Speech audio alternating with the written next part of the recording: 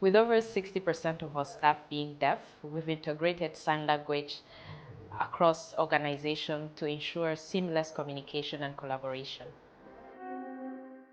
Learning sign language at Masaka Farms has helped us to improve our teamwork. We connect better, communicate clearly, and our deaf community or our deaf colleagues can feel so included and valued.